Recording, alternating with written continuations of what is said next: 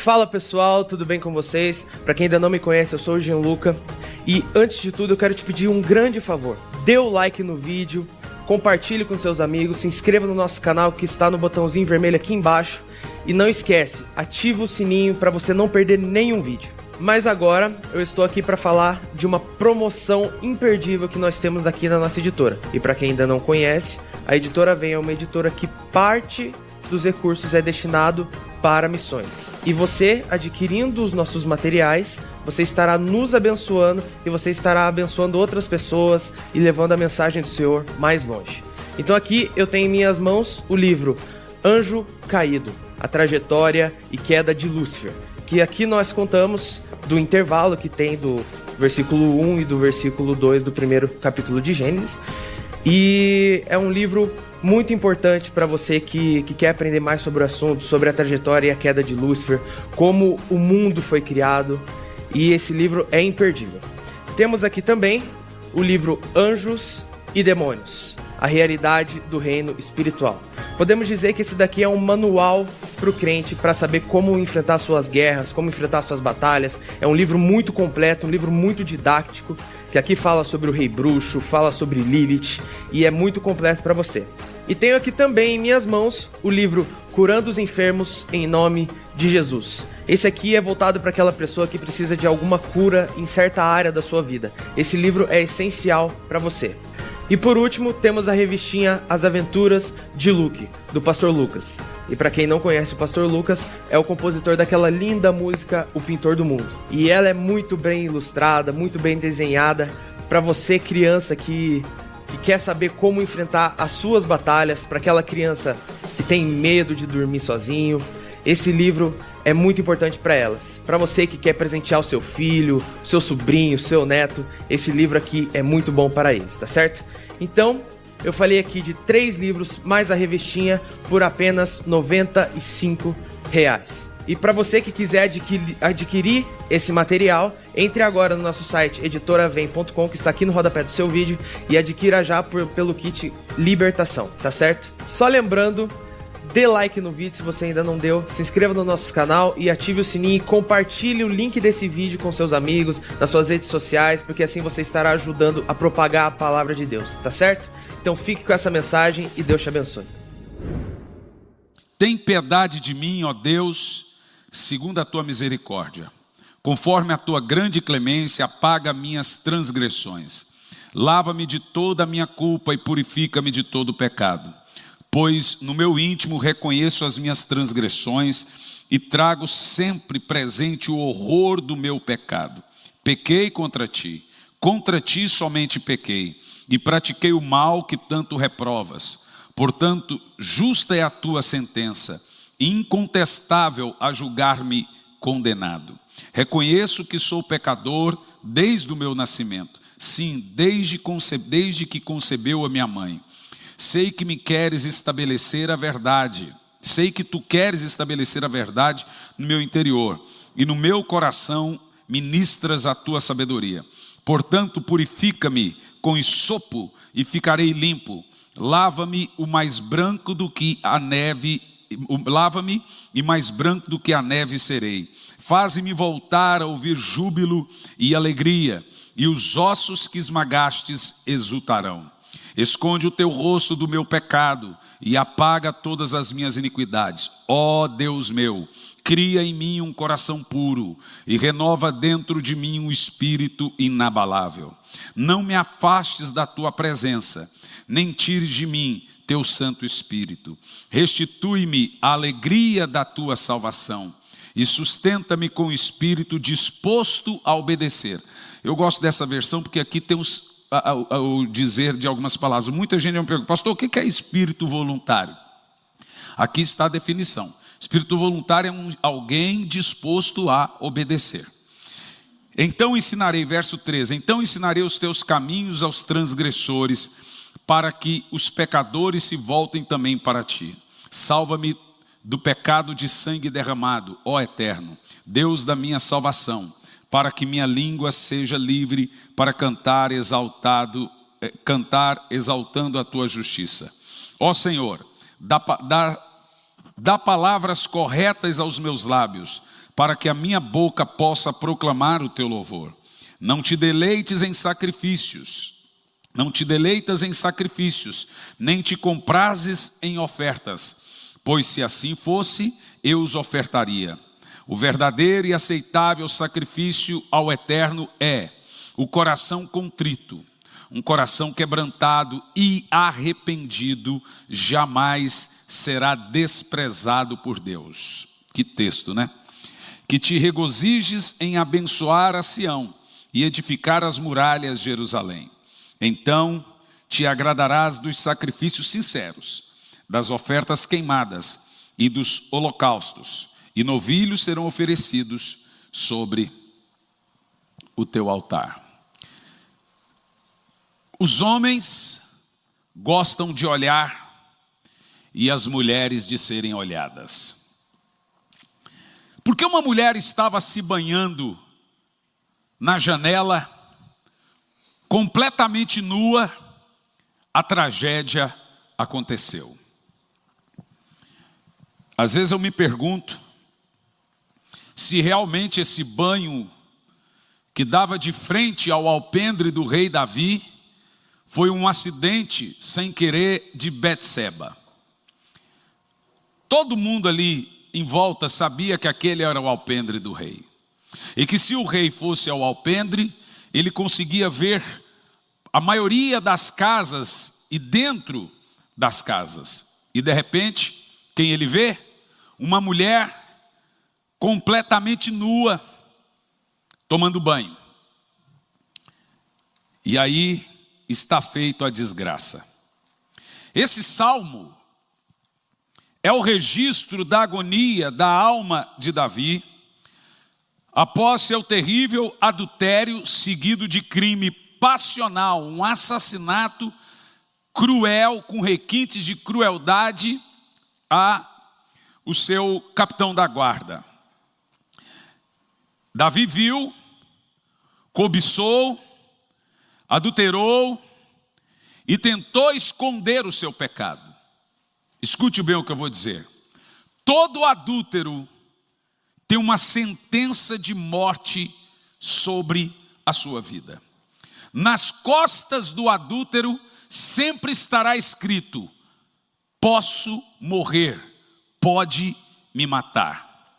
O próprio Davi disse: quem fez isso merece a morte. O adúltero, inevitavelmente, ele vai terminar uma vida a bancarrotas. A vida de um adúltero será diferente dos seus outros irmãos, será diferente dos seus filhos, será diferente dos seus parentes, será a vida mais terrível, sofrida, será a vida mais cheia de tragédias, porque um adúltero também é um péssimo filho, então ele vive pouco. O adúltero é um péssimo marido ou péssima esposa, então ele atrai sobre si sombras da desgraça, ele morre com doenças trágicas, ele morre cedo, ele é infeliz para o resto da vida, ele tem sobre si a sombra do pecado, da desgraça, ele sofrerá de distúrbios, ele terá que tomar remédios, porque o adultério é inicialmente a primeira quebra de aliança que nós encontramos. Davi viu, cobiçou, adulterou e tentou ainda esconder o pecado. Tem pessoas que se sentem tristes quando são descobertas. É igual o camarada que fica chateado por descobrirem que ele roubou, mas não fica chateado por ter roubado. Esse é um grande problema. E Davi, quando ele foi descoberto, e ele foi descoberto pelo próprio Deus, então ele não foi leal, ele tentou esconder. Vocês conhecem um pouco da história, uma rápida síntese. Davi chamou Betseba e Betseba foi, ela não pode negar a ordem do rei. Davi fez sexo com Betseba e depois de 9 meses veio o resultado.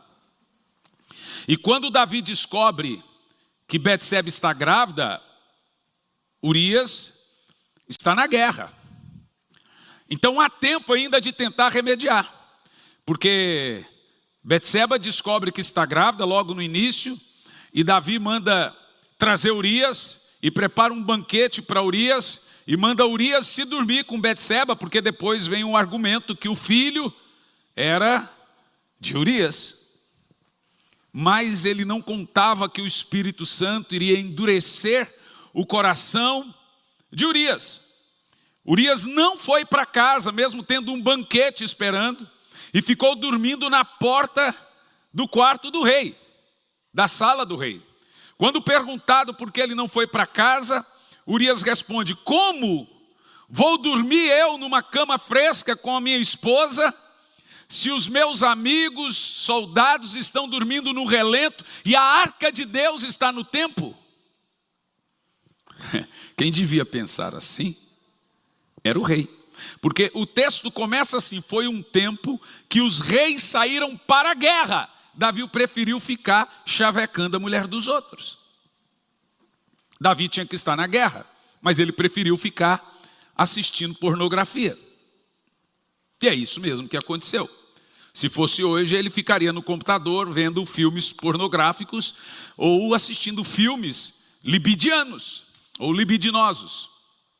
No entanto, quando Davi viu que o seu primeiro plano era dar umas férias para Urias, ficar em casa, dormindo com a esposa, para dar um álibi que o filho era de Urias, fracassou, ele vai para o plano B. O primeiro plano era dar férias, o segundo plano é preparar um banquete. E depois o segundo plano também fracassa. Aí agora ele parte para crueldade e maldade. Ele planeja e encomenda a morte do marido de Betseba. Ele manda uma carta pelo próprio Urias para o seu capitão da guarda, Absalão, me fugiu o nome, o primo dele. Vocês também, né? Fugiram o nome para vocês, agora deu um branco aí. O capitão da guarda, o primo de Davi. Eu lembro que era primo, agora... Bom, eu não vou ficar lembrando aqui, senão... Me ajuda aí, por gentileza. Senão, o Google ajuda na hora, gente. O primo de Davi, capitão da guarda dele, que depois Davi manda Salomão matá-lo também. Mata Adonias e meu primo lá... meu Deus do céu. Tem hora que dá esse branco. Não comi os 2 ovos hoje, eu comi, não dá para lembrar. Bom... E ele manda uma carta para o seu primo, que era o seu general de guerra, e fala: põe Urias na frente da batalha. Você sabe, quem está na frente da batalha é o primeiro a morrer. E Urias foi colocado na frente da batalha. E aí o plano D. No plano C, Urias morre. No plano dele agora passa-se de bonzinho para toda a Jerusalém. No plano C, ele decide se casar como ato de bondade com a Betseba. E toda a nação diz: que coisa linda, que atitude maravilhosa do rei. Se casou com a viúva para cuidar do filho de Urias. Que homem é esse, gente? É um monstro. Tudo parecia perfeito. Todas as provas do pecado foram aparentemente destruídas. Não tinha como vazar, a não ser que Betseba contasse. Nem a sua mãe, o seu avô, Aitofel, lembrei de Aitofel e não lembrei de Joabe. O seu avô, Aitofel, não sabia, depois descobre lá na frente. E Aitofel é o Judas do Velho Testamento. Só ela e o rei sabiam. Só ela e o rei. Era um plano perfeito. Urias morreu. Urias morto. Me caso com a esposa do meu chefe de batalha. Cuido do filho. Ainda me passo por bonzinho. Só uma coisa que eles não contavam, é que Deus estava vendo tudo. Põe algo na sua cabeça. O que você faz, seu pai não vê, sua mãe não vê, seus irmãos não veem, seu pastor não vê, seu marido não vê, mas Deus vê. E talvez a única pessoa que não deveria ver, talvez seja a única que esteja vendo. Não pense você que Deus não está de olho ou não está atento às nossas atitudes depravadas e sinistras que ferem a moral dele. E por que fere a moral dele? Porque você está ferindo alguém e alguém inocentemente está sendo traída, alguém inocentemente está sendo machucada, alguém inocentemente está sendo destruída. Então Deus não aceita esse tipo de injustiça.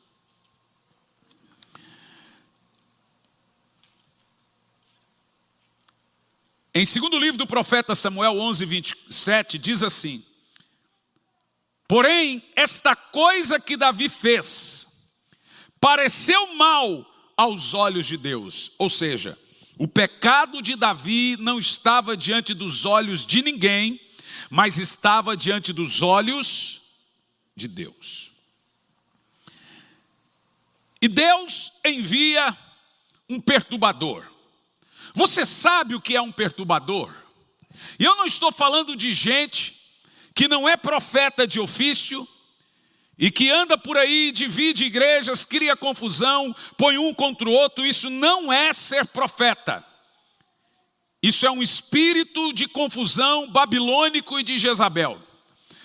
A Bíblia diz que o profeta bíblico é aquele que gera harmonia, é aquele que gera arrependimento e transformação em um ambiente. Quando o filho de Davi nasceu, no dia em que o filho de Davi nasceu, que não era dele, segundo as más línguas, mas diante de Deus era dele. Ele, Betseba, sabia que era dele. Sai do buraco um profeta. Misericórdia, irmão, quando um profeta aparecer na sua frente dizendo, tem uma palavra de Deus para vocês, ou você sai correndo, ou já se joga no chão, porque a coisa não vai ficar boa. Natã chega diante de Davi, conta uma história da carochinha para Davi. Ei, eu estou com um problema aqui para resolver. O camarada tinha um monte de ovelhas, riquíssimo. Podia escolher a ovelha que ele quisesse, mas ele foi lá no campo, roubou a ovelha de um moço do campo e matou o moço do campo. Ele podia ter a ovelha que quisesse, mas ele matou o moço e roubou a ovelha do moço. Olha, o que eu tenho que fazer? Davi disse, esse homem tem que morrer. O que é mais interessante é que o profeta não amou a sua cabeça. Ele poderia morrer, porque Saul matou outros quando foi confrontado. O profeta não pode amar a sua cabeça. João Batista não amou a sua cabeça. Por que temos que amar a nossa? Homens só irão mudar o mundo quando não amarem sua vida. Por que está todo mundo com birra do presidente?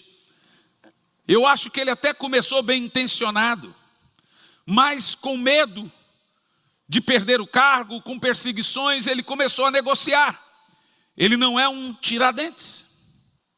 Ele não é alguém disposto a dar a vida por uma causa. Nem ele e nenhum outro político. Isso é normal.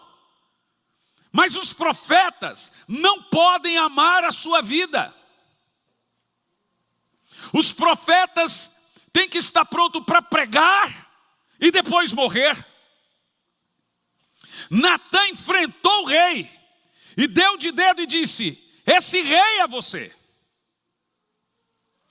E aqui nós vamos começar a conhecer o coração de Davi.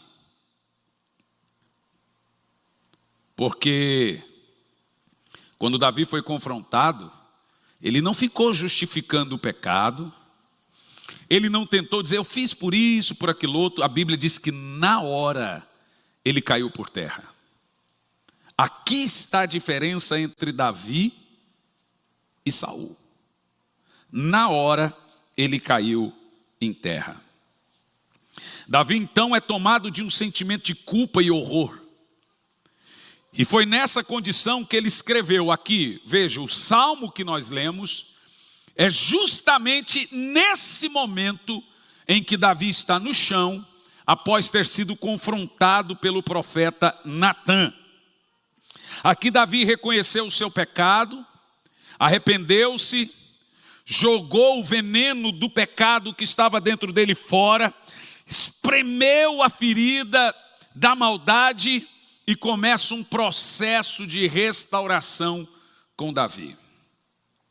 E vamos analisar aqui nessa manhã os passos do arrependimento de Davi, desde quando ele está no chão arrependido, a restauração total e completa. Mas a primeira coisa que você precisa entender: toda pessoa que encobre o seu pecado, como Davi fez por 9 meses, ele diz que enquanto ele estava encobrindo o pecado, os ossos dele gemiam de dores, ele tinha dores musculares terríveis. Ele não conseguia dormir de dor. A Bíblia também diz que ele tinha problemas intestinais, uma espécie de gastrite, e ele diz: o meu pecado está sempre diante de mim. Era Betseba que estava crescendo a barriguinha. A Bíblia também diz que ele não conseguia se livrar dos pesadelos de ter mandado matar Urias. E pense, não foi só Urias, foi também a parte do exército que Urias comandava, que ele mandou ficar na frente, para morrer junto com Urias. E o pai de Urias. Aqui eu aprendo 3 coisas.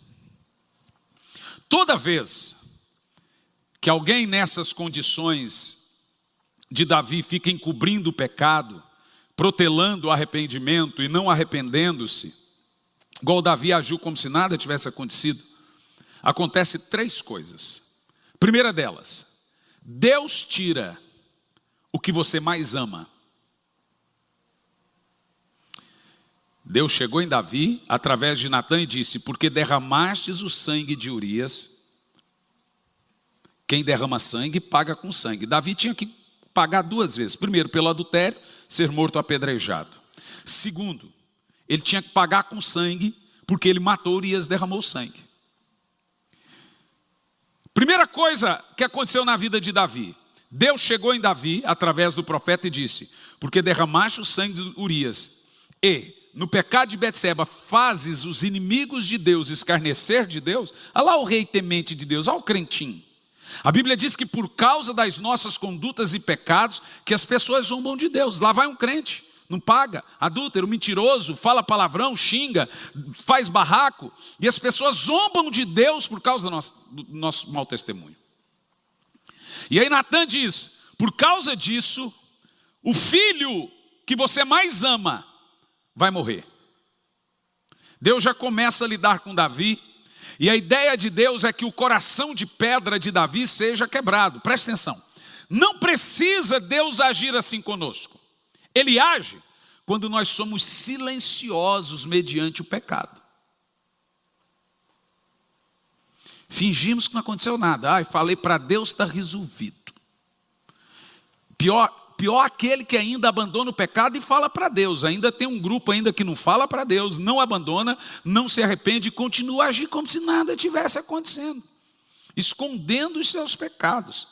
Primeira coisa que Deus faz: Ele tira de você o que você mais ama. E Ele faz isso com gente com coração de pedra.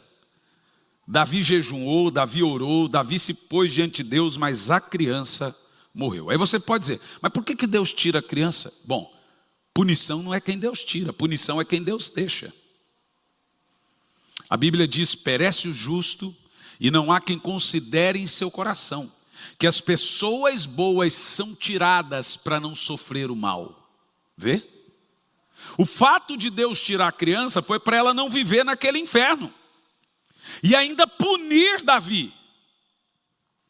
E foi uma punição considerável. Primeira coisa, Deus tirou de Davi o que ele mais amava.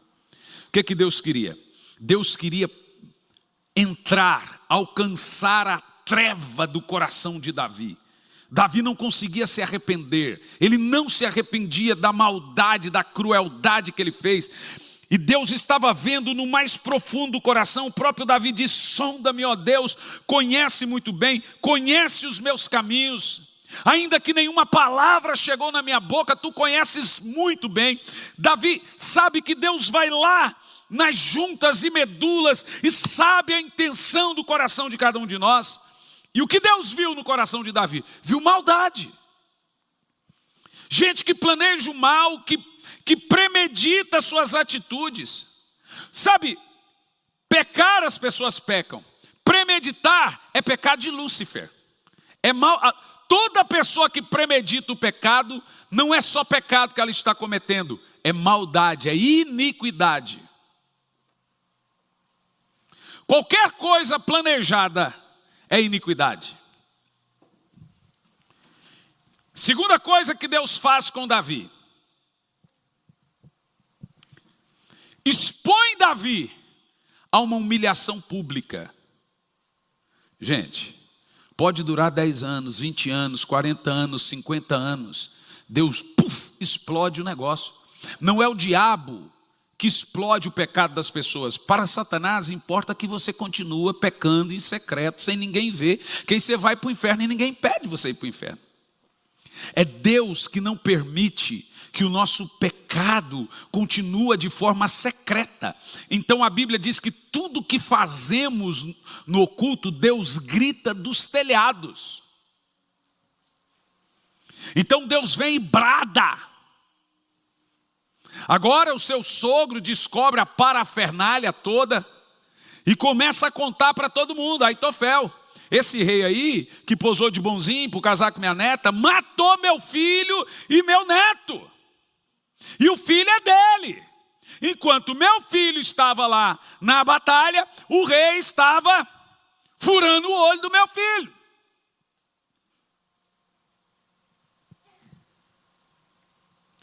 E Aitofel gera uma vergonha pública para o rei. Agora, de herói, bom moço, as pessoas começam a jogar pedra no alpendre do rei, gritando: assassino, adúltero. Vê?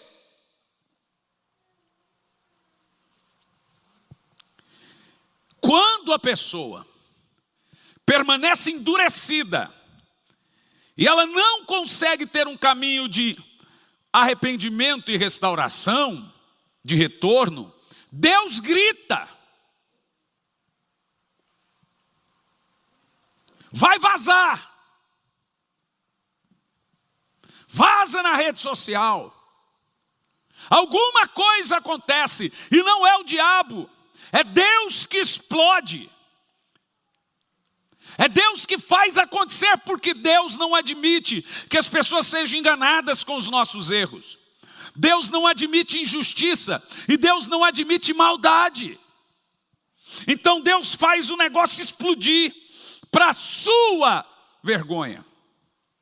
Sabe por que Deus está vendo no nosso coração requintes de crueldade e maldade?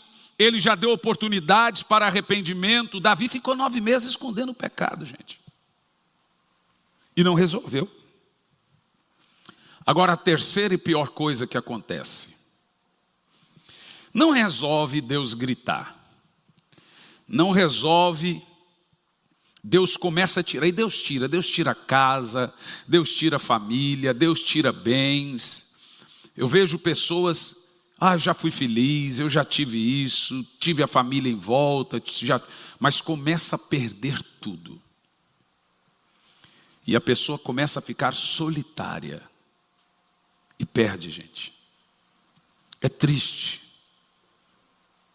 E agora o que você vê? Pessoas amarguradas, tristes, angustiadas, que põem culpa em tudo. A culpa é a vida, a culpa é Deus, a culpa é o ex, a culpa é o filho, a culpa é o trabalho, culpa tudo, mas nunca suas próprias atitudes. Deus vai tirar de você o que você mais ama. Mas esse é só o primeiro estágio. E o segundo, Ele vai te envergonhar. Você será uma vergonha. Uma vergonha. Mas para mim, o terceiro ponto é o pior. Deus faz, escute bem, uma terrível maldição de continuidade. O que é maldição de continuidade? Diferente da hereditária. A hereditária, ela existe e existiu. Ela não existe na vida de quem é nova criatura. Quem está na cruz, diante da cruz, recebeu Jesus, ele não precisa, e vai por mim. Ele não precisa pegar um formulário de 35 páginas, escrever um monte de coisas renunciando, porque ele já renunciou. A Bíblia diz que o julgamento da nova vida é este, a cruz. Na cruz você foi julgado. Isso tem gente aí pregando que você mesmo convertido, se batizou, aceitou Jesus, você agora tem que passar um período lembrando de quantas mulheres você dormiu, porque tem laço de alma em você e etc. Umas besteiras. Mas a cruz é o julgamento da nossa vida. Amém? No entanto, existe uma maldição que nós trazemos para nós. Por exemplo, quem gosta de namorar e terminar namoro, terminar namoro, ele cria para si mesmo uma maldição. Ele nunca termina as coisas. Vira uma maldição. Quem faz um monte de projeto e não termina, vira uma maldição. Começa as coisas e não termina. Gente que noiva 5 vezes e não casa, vira uma maldição de continuidade. Ele mesmo atrai para si um costume. Né? O meu time, ele está com uma maldição terrível na vida dele. Você fala, vai chegar. Você pode rir, não, Jairo. O seu está precisando marmita lá, ó. O Corinthians vai ser campeão brasileiro agora esse ano, gente. Jesus amado. Então, meu Deus. Mas desde que a gente terminou, sabe o que eu acho, Jairo? A gente tem que terminar aquele campeonato de 2012 que a gente ganhou no primeiro tempo. A hora que a gente terminar aquele jogo, o Vieira, aí a gente acaba a maldição. O jogo não terminou, ganhamos no primeiro tempo, o segundo tempo deu um pau lá, o time foi embora, o time argentino. Depois daquele jogo, irmão, foi uma praga. Eu acho que os argentinos mataram tudo que é galinha, boi, bode lá e fizeram uma macumba. Um time está 9 pontos na frente no final de campeonato. Com melhor ataque, melhor defesa, melhor tudo. Não, gente, é demônio, claro que é demônio. Quer me atingir, por causa da minha enxaqueca. Então é demônio, só pode. Então, a gente fala isso, mas maldição de continuidade não é algo que o diabo traz sobre você, mas é algo que você repete e vira costume. São ciclos que nós repetimos até virar costume. Nós devemos tomar muito cuidado com os ciclos que não terminamos. Porque eles são rompidos, depois você começa outro, termina em um, depois começa em outro. Aí vira uma maldição de continuidade. Não hereditária, ok, gente? Quem entendeu o que eu estou falando? E no caso aqui de Davi, nós temos uma maldição hereditária. Isso é antes da cruz. E quem não tem Jesus tem sim maldição hereditária, ok, gente? Toda maldição é quebrada em Cristo. Antes dele, nenhuma. Mas no caso de Davi, a terceira coisa, uma terrível maldição. E insistir no pecado traz maldição também, tá bom? Isso é muito importante frisar. O cara, eu estou em Cristo, então não tem maldição. Começa a insistir no pecado, você vai ver se não tem maldição não, viu? Vai nessa. E aí, o que acontece com Davi? O pecado era moral. Ele envergonha o nome de Deus. Gente, a casa de Davi virou, me desculpe a expressão, uma zorra. Em outras palavras mais grosseiras, uma zona. O filho toma as mulheres dele. Aminon mata, estupra Tamar. Vem o outro e mata Aminon. Vira uma coisa, o irmão de Tamar espera 2 anos para matar Aminon, diante dos olhos de Davi. Davi é condescendente com o pecado de Aminon, porque agora, por causa do pecado dele, ele tem vergonha de corrigir os filhos. Depois lá na frente Absalão se levanta contra ele. Absalão morre pelas mãos de Joabe. Acabou. Veja, quando você fica insistindo em pecados morais, filho vira gay, filha lésbica, o outro engravida logo cedo, a outra, e etc. E começa a virar uma desgraça moral à família. A esposa, que sempre foi certinha, começa a ter alguns desejos, porque o teto dessas pessoas é de vidro. Não dá proteção divina. Esse tipo de gente atrai para dentro de casa, para os filhos, para netos, continuidades, repetições. Por quê? Porque o filho vê, o neto vê, e etc. E vai repetir. Então a gente fala, é o que eu estou fazendo, a culpa é minha, eu me responsabilizo. Não, não é assim. É grave. É grave. Eu quero a sua felicidade. Eu quero a sua paz, a sua alegria. Mas eu preciso também te alertar que nada muda enquanto não mudarmos.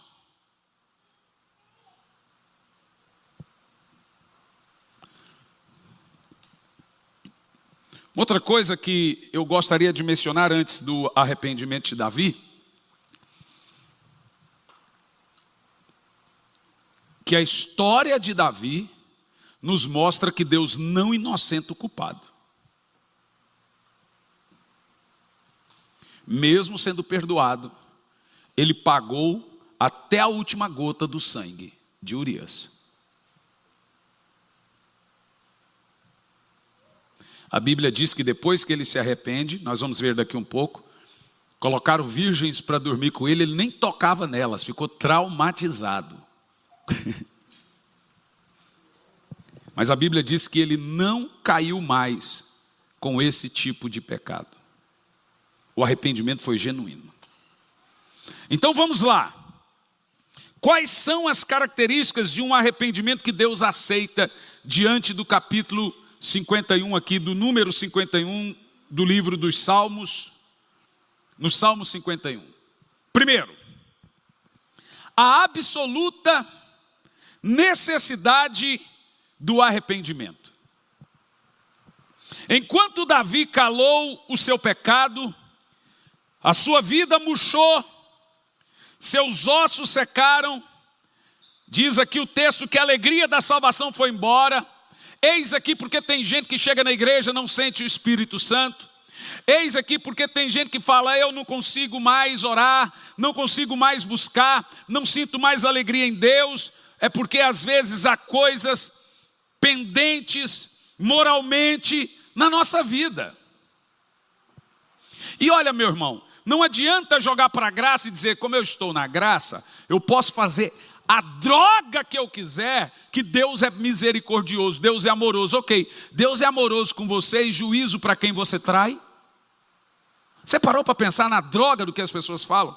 Deus é amor demais com você, mas está sendo juízo para quem está sofrendo, na mão de quem está traindo, de quem está enganando. Eu quero te dizer que Deus é amoroso para as pessoas injustiçadas também. Porque as pessoas escondem seus atos, mas elas dizem que Deus é amoroso, Deus, eu estou na graça, mas se esquece que está traindo a esposa, traindo o marido, e o amor de Deus com elas, como é que fica? Que palhaçada é essa que esse povo está vivendo, gente? E quando eu prego mensagem dessa, eu vou dizer uma coisa para você, nem sempre eu tenho a esperança que pessoas mudem.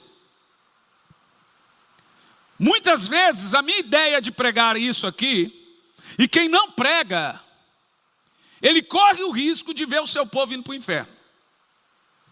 Quem não prega, ele corre o risco dele ir para o inferno. Mas muitas vezes eu prego algo desse tipo aqui, para deixar esse tipo de gente indesculpável diante de Deus. para que ele não chegue diante de Deus e diga: nunca fui confrontado. Talvez em alguns lugares que só love, ele pode chegar sem.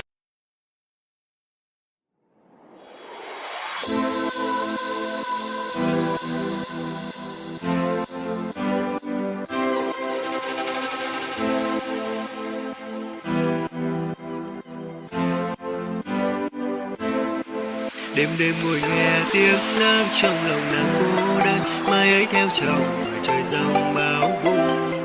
Thương cha mẹ nghèo vất vả nuôi một đàn em thơ, nên mới gả đi theo người không yêu. Trời xanh bông hoa mưa ngàn rồi, tình ta như đóa hoa tàn lùi. Đời em sao chẳng ngọt bùi vậy, để lại đây lẽ loi bình an. Tao bay mất thứ tha với kiếp chúng ta, nhưng sao mai đành buông đôi tôi về tới cho đây là vui. Tiếng phấn thân sông la một môi nước bé bàng, em đi xa làng vui đêm em ở đây một đông cho tàn.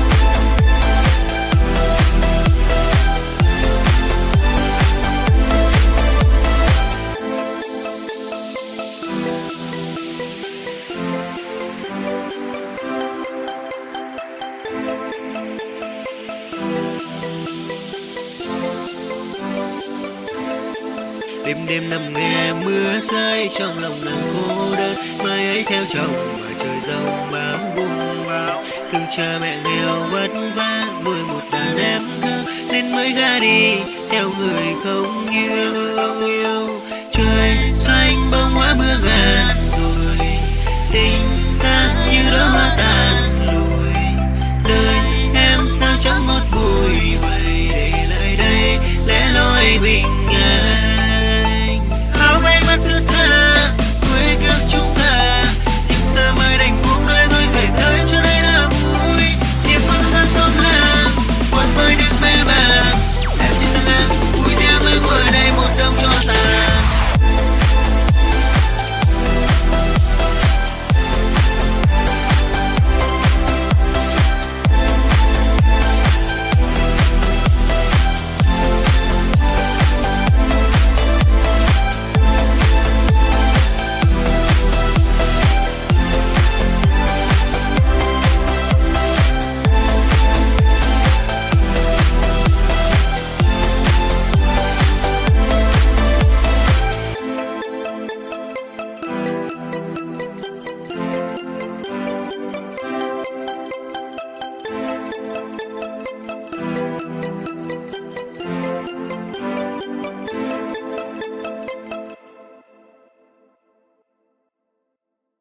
Ninguém nunca me disse. Me disseram que a graça cobre tudo, que Deus aceita tudo, mas ninguém foi duro, foi um pai de verdade. Pois bem, eu tenho esperança que muita gente ouve e muda na hora, muita gente ouve e vai mudando à medida do possível. Quantas pessoas saíram dessa igreja pelos confrontos? Falaram na minha cara: esse Deus que você serve eu não creio não, Deus é amoroso, você é juízo. A gente diz, de graça a igreja só tem um nome. Isso aqui é graça, no mais alto nível possível, porque Deus ama quando Ele corrige. Isso é graça. Então, se sinta seguro diante de um pai que não fica massageando e fazendo massagem no seu pecado. Significa que eu amo mais a Deus do que você, que eu prefiro agradar a Deus do que você. Mas tem gente que ainda vem e fala com a gente. Tem uns que saem disfarçadamente, põem defeito em outras coisas, mas na realidade estava vivendo uma vida hipócrita. Duro que tem gente que na igreja é um santo, em casa um satanás. Esse é o pior. Mas essa história aqui de Davi, nos mostra a necessidade crucial de um arrependimento sobrenatural. A pessoa perde a alegria da salvação, os ossos secam, ela fica doente, entra em depressão, mas ela continua na insistência do pecado, os olhos ficam... gente, o olho de quem está em pecado é diferente. Primeiro que a pessoa não olha nos olhos da gente. A mão de Deus pesou sobre Davi de dia e de noite. Vê que coisa. Quem está em pecado, a mão de Deus está contra ele, não a favor dele. Ele tem o peso da mão de Deus sobre ele.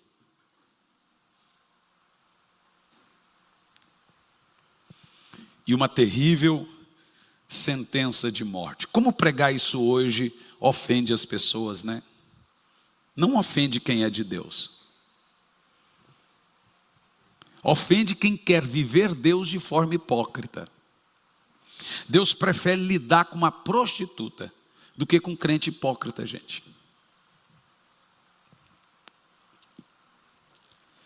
Não há libertação, cura, nem restauração, onde não há um profundo arrependimento. Vamos ver os passos. No versículo 3, veja aí comigo na sua Bíblia. O primeiro passo da restauração é o reconhecimento do pecado. Verso 3. Pois no meu íntimo reconheço minhas transgressões, e trago sempre presente o horror do meu pecado. Davi por um tempo esconde o seu pecado, mas isso agora estava arruinando a sua vida. Davi então olha de maneira séria e responsável o que ele havia feito contra Deus, contra Betseba, contra a sua família e contra a sua nação, porque ele era um rei. Escute, o pecado do líder é o pior pecado de todos. Quem é líder na igreja, ouça isso. O líder tem um pecado pior do que de qualquer outra pessoa. Porque o pecado do líder é o mestre dos pecados. Por quê? Porque o líder não peca ignorante. Ele peca sabendo o que é pecado. O líder peca de forma consciente. Ele peca sabendo que não podia e que não devia. Então ele é o mestre dos pecados. Então, o pecado do líder é o mais danoso de todos. Porque quando o líder peca, mais pessoas são atingidas. Quando um membro de igreja peca, a família é atingida, ele dá mau testemunho para alguns. Mas quando o líder peca, toda a igreja é atingida. Mais pessoas, em números, são atingidas. Então ele é o mais danoso. Ele também é o mais hipócrita, porque ele condena em público aquilo que ele faz em secreto. Vê? Então, no caso de Davi, ele consegue ver todas essas coisas, e agora ele vê que a coisa é séria, e ele olha de forma séria para o que ele havia feito. Gente, convicção de pecado é o primeiro passo para a restauração. Olhe bem para mim. O juízo de Deus não vem sobre quem pecou. Vem sobre quem está em pecado. Entendeu o que eu disse? Deus não quer nada com o seu passado. O problema de Deus é com o seu presente. Porque o presente é um presente que Ele te deu. O futuro não chegou, o passado já foi embora, o negócio de Deus é com hoje.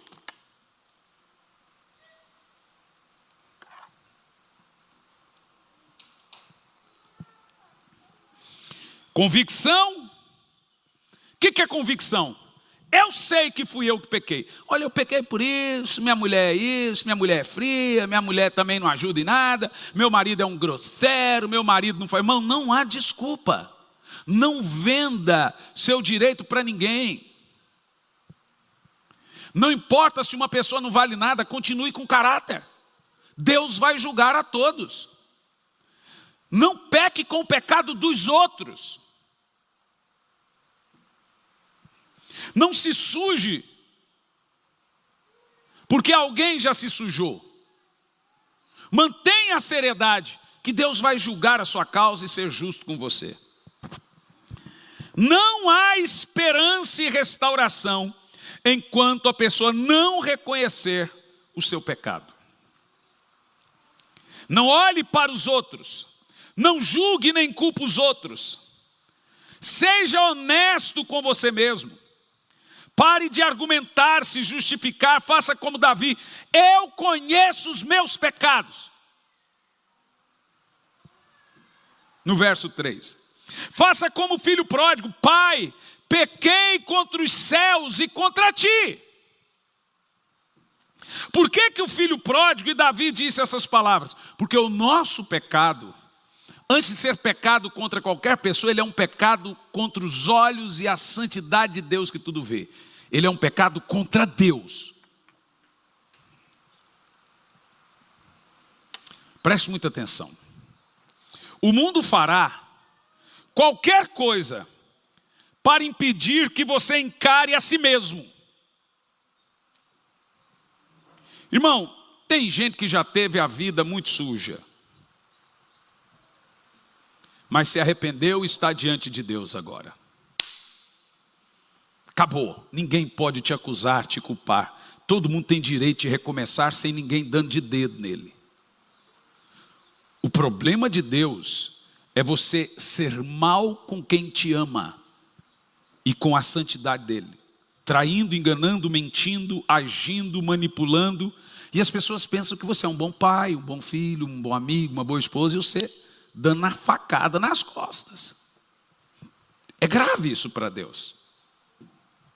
É grave. Todo mundo tem direito de recomeços. A Bíblia é um livro de recomeços. Ninguém está aqui para julgar você e fazer o papel do diabo, fazendo você se sentir mal ou sair pior que entrou. Provavelmente hoje você vai sair pior do que entrou, mas melhor do que entrou também. Melhor no sentido espiritual, pior no sentido de ego. O ego, quando é massacrado, significa que o espírito vai estar bem. Porque Deus ofende a mente para alcançar o coração. Deus só pode usar um homem grandemente depois de quebrantá-lo grandemente. Deus nos amassa para gerar óleo. Amém?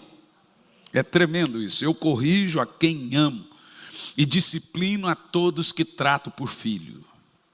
Essa é a maneira de Deus demonstrar amor.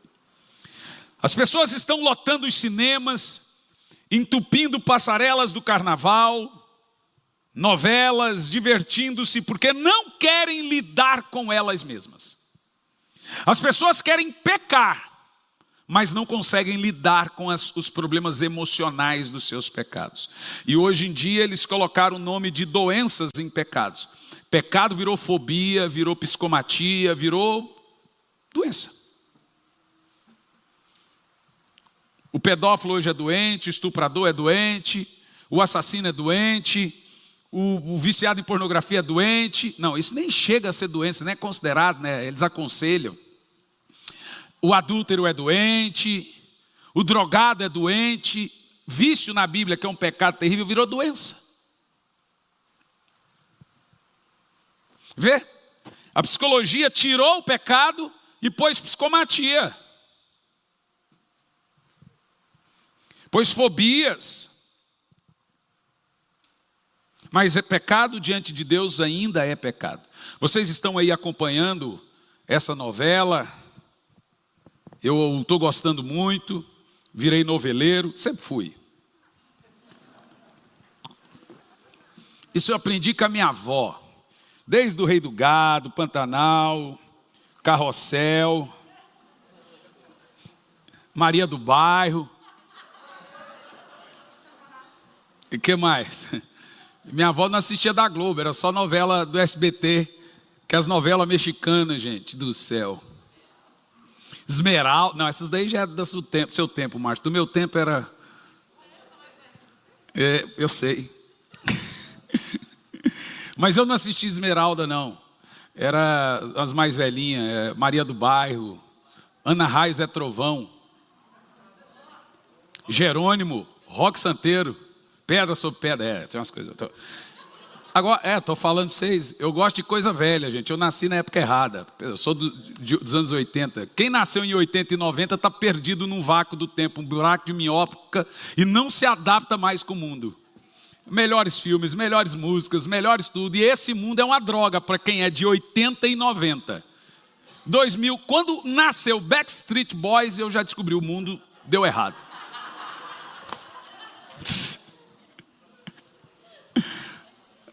Enquanto tinha só os menudos para desgraçar a vida da gente, na hora que falou, agora tem Backstreet Boys, acabou, o mundo já deu errado. Mas, ok. Nessa novela, apesar, gente, da licença poética, tem pregador pregando muito mais heresia do que se mostra na novela. Tem gente acreditando em mentiras que se fala do altar. Ali você tem que tirar, entender que aquilo é baseado na Bíblia. Isso. Então, por favor, não me diga que chovia do dilúvio. E nem que Adão orou e Deus respondeu com chuva. Até Enos, após 7 que Deus volta a ser invocado. Aí aquela musiquinha bonita de Adão cantando, já cai por terra na Bíblia, né? Só depois de 7. Outra coisa, 7 vem antes das meninas, tá? Uma coisa que eu gostei na novela, com quem Caim se casou.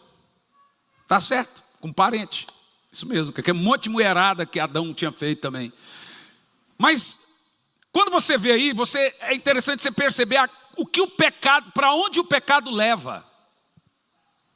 É cruel, né, gente? Aquela parte dele sentindo saudades de Deus, do secreto, tudo aquilo é verdade bíblica. Essa foi uma baita licença poética verdadeira. Porque as pessoas sentem saudade da casa que tinha, do cheiro da cama, do filho, saudade de tudo. Mas enquanto está em pecado, o diabo cega os olhos para o prazer. Porque no pecado, o prazer é seu e a alegria é do diabo.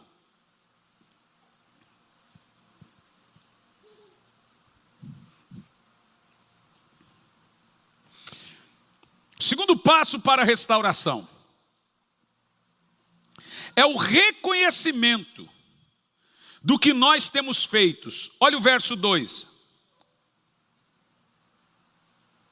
Verso 1 e 2. Tem piedade de mim, ó Deus, segundo a tua misericórdia, conforme a tua grande clemência. Apaga as minhas transgressões, lava-me de toda a culpa e purifica-me do meu pecado. Davi usa aqui 3 palavras importantes. A primeira, transgressão. Transgressão é rebelião. Transgredir uma lei. Diferente do pecado. O pecado é o ato, a transgressão é o que se faz com o ato. Transgredir uma lei de trânsito, transgressão, rebelião. É revolta da vontade contra a autoridade. Davi admite que foi rebelde contra Deus. Sua própria vontade prevaleceu. O insistente pecador, ele é acima de tudo egoísta. O que importa é o prazer dele, a despeito da família, a despeito de todos, a despeito de Deus. Ele é governado por um desejo lascivo. Fez o que a sua consciência reprovava. Irmão, sua alma pode mentir para você, sua carne pode mentir para você, sua vontade pode mentir para você, mas a consciência não. Você sabe, lá no fundo, mas nem tanto no fundo, que o que a pessoa, o que você está fazendo é reprovável. E às vezes o que eu estou pregando aqui é uma coisa moral grotesca, mas tem gente cometendo coisas escusas, conversinhas safadas, sem vergonhas no WhatsApp, no Instagram, no Telegram, no Snapchat. Nossa, é tanta coisa que o diabo inventou aí para você não prestar.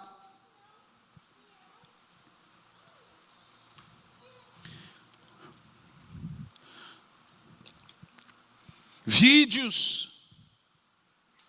É grave. É grave, meus irmãos. E não adianta eu ficar aqui durante um ano sem confrontar e pensando que todo mundo aqui é santo, que não precisa de um chacoalhão para mudar de vida. Está todo mundo santo aqui? Então o que é que nós estamos fazendo aqui? vai por mim.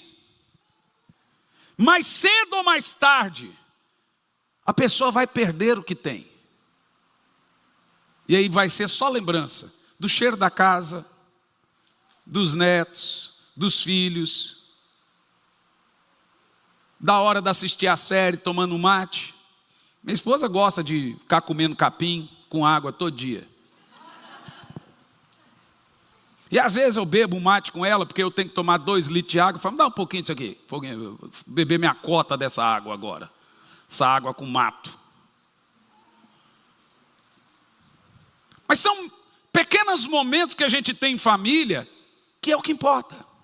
Você sabe que o que fica na nossa memória são esses momentos. É essas horas. Um filho não vai lembrar do carro que você comprou, ele vai lembrar do caminhada. A memória que eu tenho, quer dizer, eu não tenho memória de pais. Eu tenho uma memória, quando eu ganhei uma bicicleta. E nesse dia, meus pais foram andar junto de bicicleta com a gente. Eu tenho essa memória. Porque, essas memórias ficam. E lá na frente, quando as pessoas começam a perder tudo por causa da pornografia, por causa do adultério, por causa do pecado, etc., ela se lembra tudo que ela jogou fora. Mas então, há tempo ainda de restauração antes de perder tudo. Porque não é o diabo que tira tudo de você, é Deus. Porque Deus vê maldade no seu coração. B, ele usa também a palavra iniquidade. Depois de transgressão, ele usa a palavra iniquidade. Vê, o que é iniquidade? Perversão, algo sujo, indigno, vergonhoso, premeditado, no fundo, prescrutado no coração, pervertidas, ciúme, inveja, malícia, impureza, premeditar o mal, pôr a perna para alguém cair, premeditar uma traição, premeditar uma desculpa, uma mentira. Davi usa termos transgressão e usa termos como iniquidade. E em terceiro, ele usa outro termo que é pecado. Vê, transgressão, iniquidade e pecado. Errar o alvo. Não estamos vivendo conforme deveríamos viver. E agora estamos fora da linha. São 3 palavras que Davi usa aqui nesse texto do verso 1 e 2. Mas agora, em terceiro lugar, os passos da restauração de Davi. No verso 4, vamos ver. Pequei contra ti somente, e pratiquei o que era mal, que tanto reprovas. Davi pecou contra Betseba, Davi pecou contra Urias, Davi pecou contra a família, Davi pecou contra a nação, contra os homens que foram mortos na batalha, mas ele confessa que mesmo tendo pecado contra Betseba, Urias e etc., ele confessa, contra ti somente pequei. Por que contra Deus? Porque sempre que pecamos contra alguém, estamos pecando contra o Deus que o criou.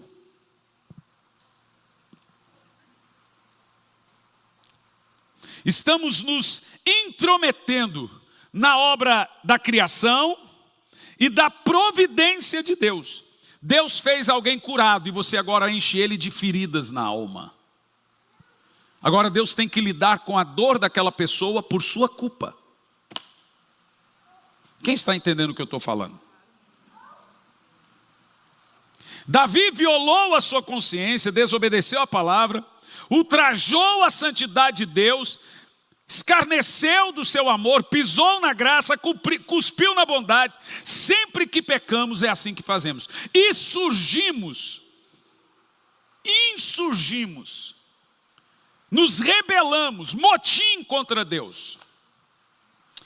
Quarto passo da restauração, verso 4, parte B, que nós lemos. É o reconhecimento de não termos nenhuma desculpa e nem direito. Toda vez que você for confrontado por um pecado, apenas chore e se cale. Nunca, jamais se justifique. Quando você se justifica, você está mostrando que não há arrependimento.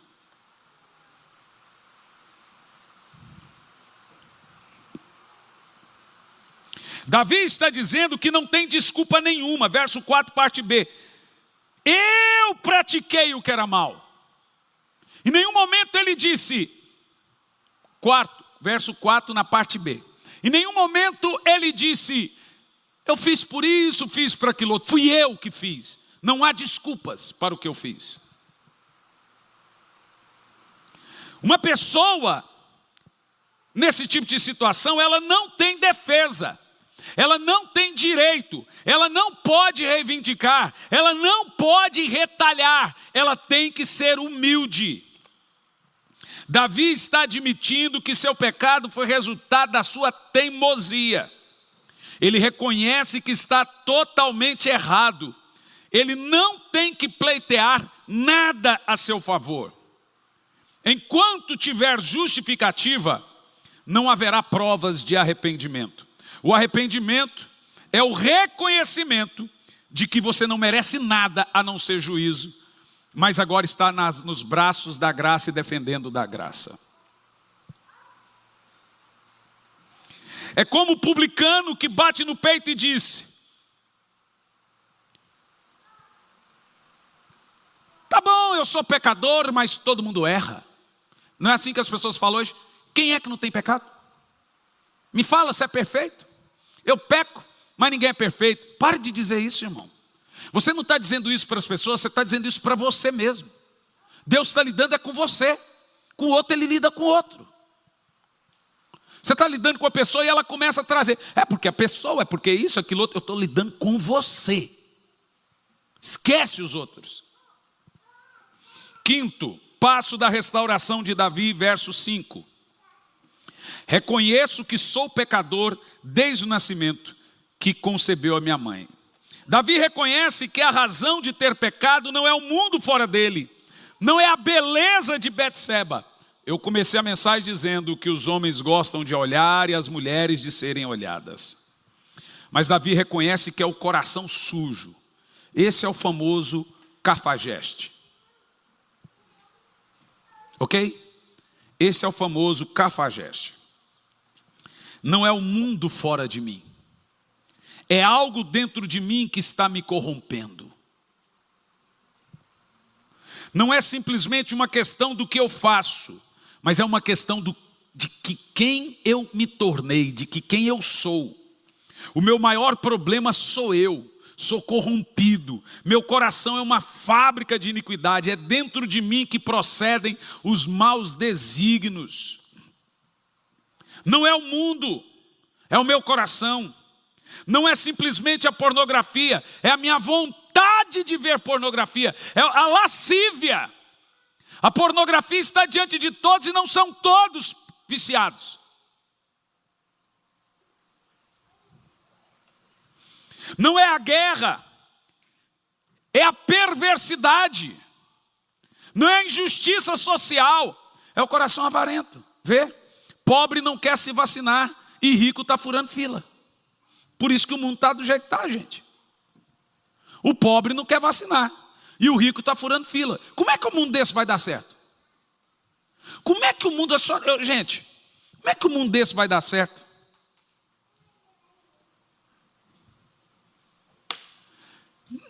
Literalmente nós estamos vendo que os últimos são os últimos mesmo.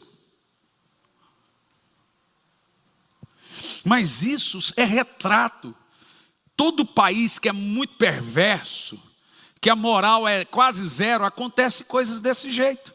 Nós vivemos num país de uma imoralidade nível hard. A moralidade nesse país é quase nula. É quase zero. Vocês chegaram a ver o vídeo do caminhão que capotou, é um caminhão de carne, o motorista morreu, e a polícia rodoviária chegou lá, e o povo passando por cima do corpo e roubando as carnes. Vocês chegaram a ver esse vídeo? Gente do céu, eu vejo aquele vídeo, eu não acredito, esse é o país que eu vivo. Que vergonha de ser brasileiro nessa hora. É deprimente. Ah, mas todo lugar não, gente, não é não, igual aqui não existe não. Não, igual aqui... Na época da crise dos caminhoneiros, os caras vendendo água a R$20.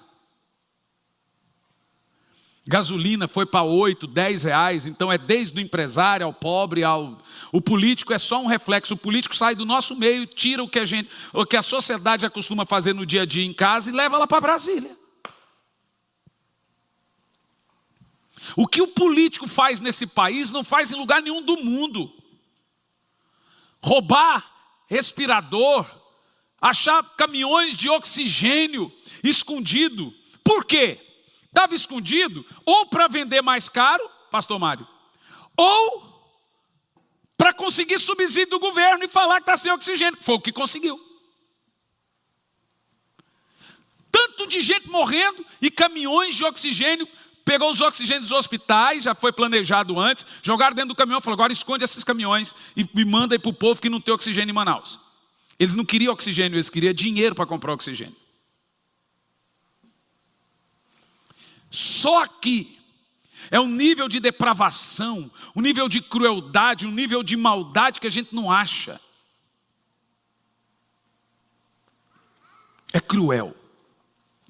Mas isso é apenas o retrato da queda do jardim do Éden.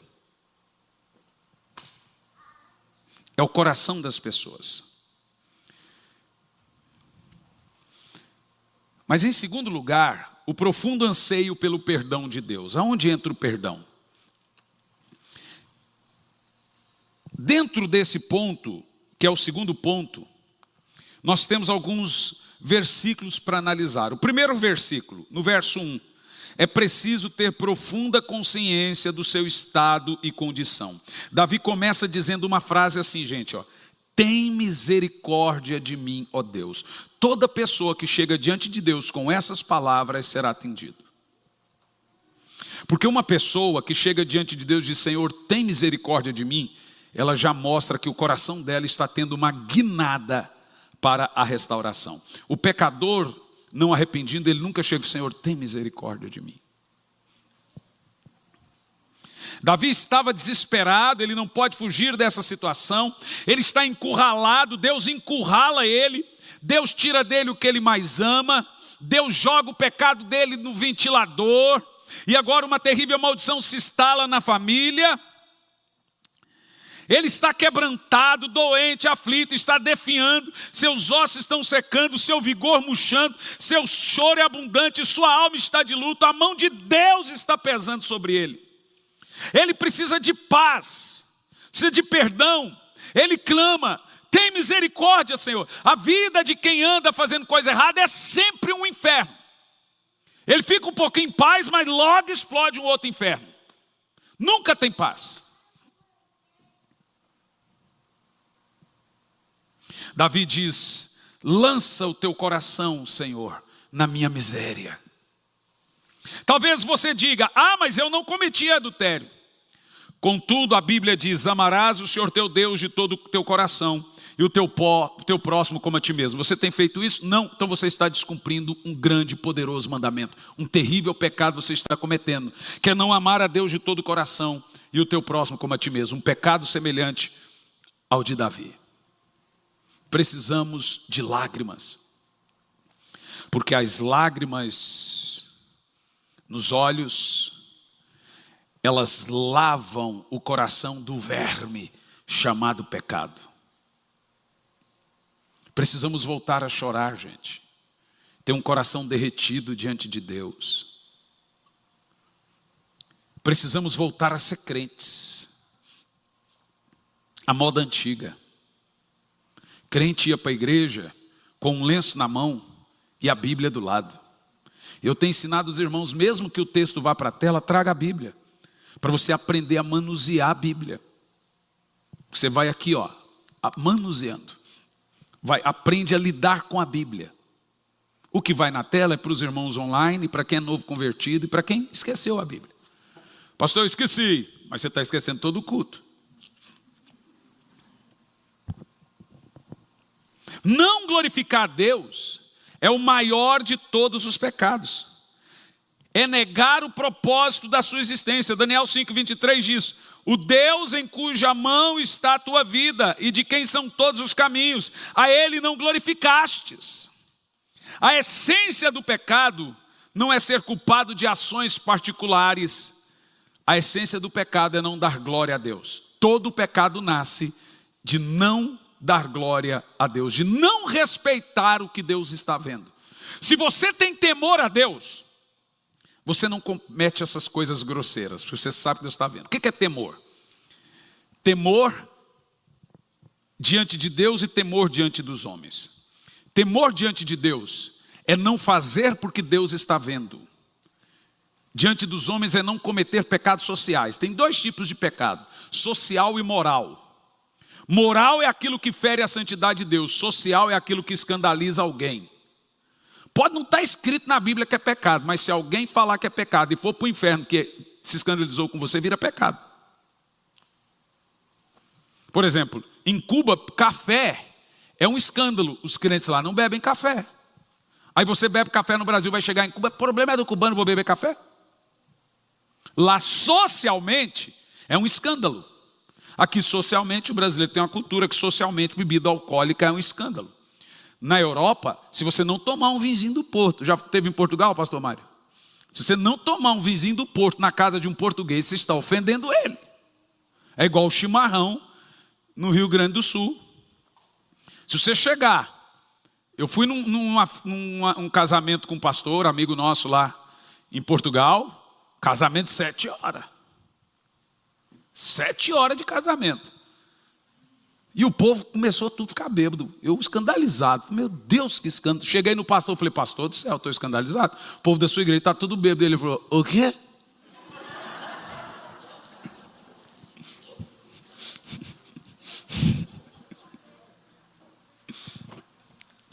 Ainda no versículo 1, parte B, é preciso, em segundo lugar aqui do segundo ponto, ter profundo desejo pelo perdão. Quem ama ser perdoado? Gente, que coisa linda ter o perdão de Deus, não é verdade? E você sabe, quando você é perdoado, desce um bálsamo e parece que sai assim um peso das costas da gente. Você sente aquela canga, aquela carga, aquele jugo deixando você. Davi tem consciência da sua culpa, mas não para aí. Só sentir o peso do pecado pode levar ao remorso e à autodestruição. Davi não engoliu o veneno, ele pede socorro. O nosso problema é engolir o veneno. O pecado é um veneno. Peça socorro e não continue. Eu vou continuar esse capítulo no próximo domingo. E aí nós vamos continuar no tema arrependimento e restauração. No terceiro ponto, na terceira fase do segundo ponto do sermão, que é preciso ter profunda consciência da nossa total impotência. E domingo que vem eu continuo para a gente não passar muito do horário. Essa é uma maneira muito boa da gente conhecer a Bíblia. É o que a gente chama de sermão expositivo, conhecendo toda a Bíblia. Mas antes, eu gostaria que a gente gastasse alguns minutinhos orando e clamando a Deus, trazendo à memória situações que a gente comete que fere a santidade de Deus. Às vezes é pequeno para nós, é bobo perante quem a gente ama, mas diante de Deus é terrível. O que você tem feito que você tem que se arrepender? Você que está aqui essa manhã e você que está nos assistindo de forma online, você tem falado mal das pessoas pelas costas, você tem planejado a queda das pessoas, dado rasteira para conseguir mais espaço no trabalho, pegou raiva de alguém, torce pelo mal de alguém,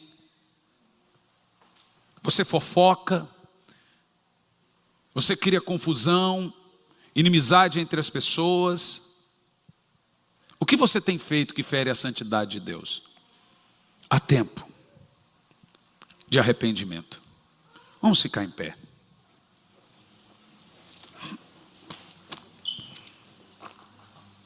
Lembrando que domingo que vem eu continuo a falar sobre arrependimento e restauração. E nós vamos, eu creio, irmãos, que nossa vida está num processo de restauração. E coisa linda é voltar a ser feliz como sempre foi. Põe a mão no seu coração. Feche os seus olhos. Por 3 minutos, ore. Pode deixar. Ore.